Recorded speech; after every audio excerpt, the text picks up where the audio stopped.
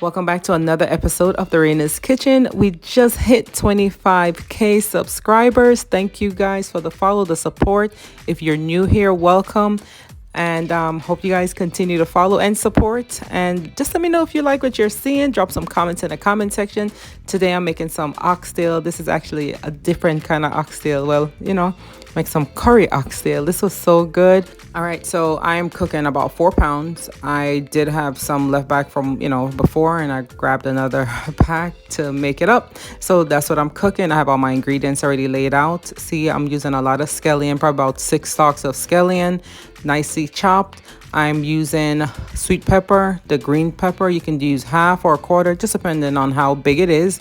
All right, so I'm adding that, and then you see I have my scallion, onion. I'm using about 2 onions, nicely diced. I was doing a video shoot today, so that's why I'm in the camera. All right, and yeah, so ginger, garlic, pimento. I cook this just like how I cook my regular oxtail, enough seasoning, because so oxtail need enough seasoning. And even though I did use my green seasoning, about a quarter cup to season this, still add the fresh seasoning. People always ask me that, do you still add fresh ingredients? Yes, it just makes everything taste a lot better. So yeah, the sweet pepper, the scallion, the garlic, the thyme, the ginger, pimento, everything mixed up together, make your oxtail taste nice and flavorful, okay?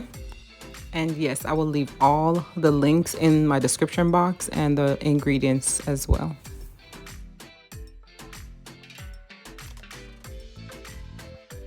And oxtail does not need to marinate overnight.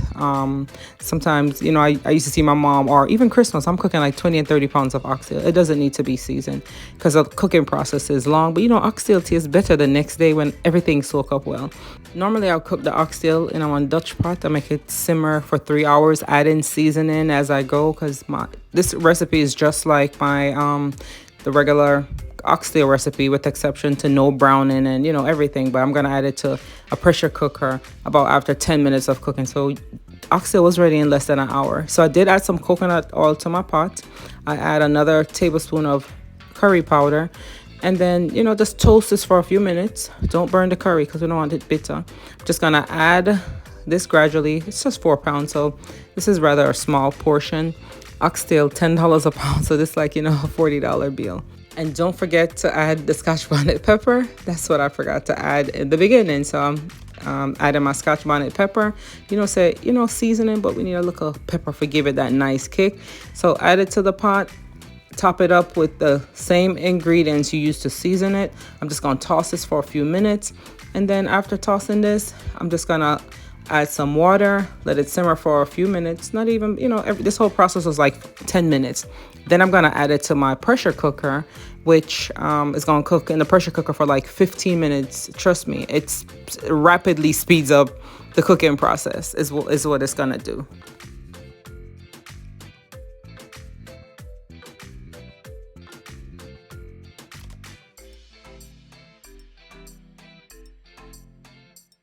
As you can see, I add just enough water to cover the oxtail. I'm adding some more green seasoning.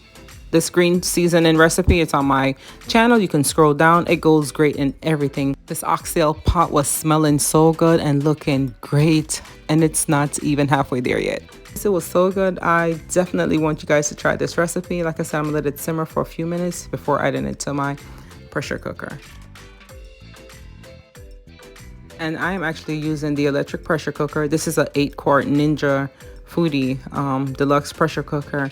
Let me tell you, I have the old-fashioned pressure cooker, but the electric ones, no time.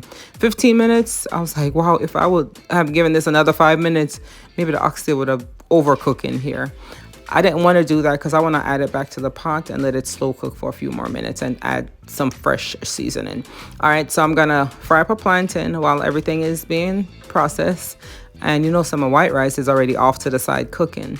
Plantain goes great with everything, so it's definitely a must in all my dishes.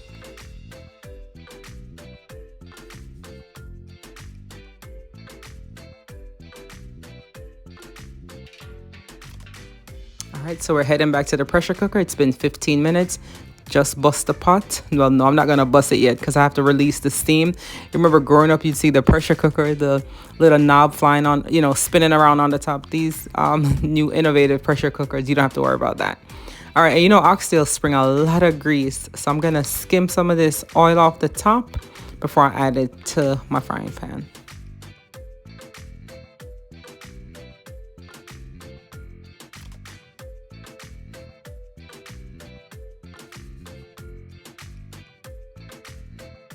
Just look at that. Rich, nice, fully seasoned, so good. All right, so I'm just gonna add it back to this pot. And like I said, just remove some of that grease because it's still gonna, oxtail have grease like there's no tomorrow. You see all the seasoning look deady, so time to revive it. I'm gonna add some fresh green pepper, sweet pepper. I'm gonna add like another onion. I'm gonna add some scallion, just flavor back up the pot. And while we're here, make sure you guys hit that subscribe button, the notification bell, and drop some comments in the comment section. I'm just testing it, so it just came out the pressure cooker. It's very hot, but listen, I see friends eat oxtail just like that. Some people like it when it falls off the bone, but it was very good. So I'm adding, like I said, some sweet pepper, some more onion, and just nice up back the pot. You don't have to add any additional powder seasoning. If you choose to, you can, but taste and adjust your pot as you go. This is just a guide.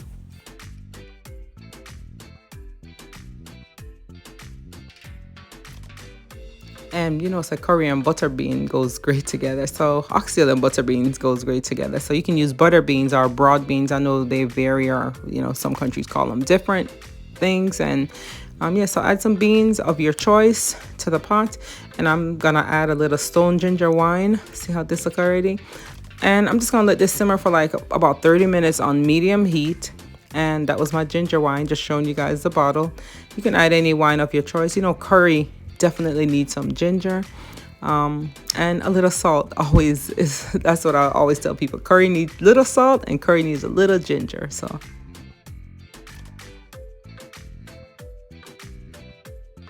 and I'm just gonna cover this on medium heat for another 30 minutes and let it simmer.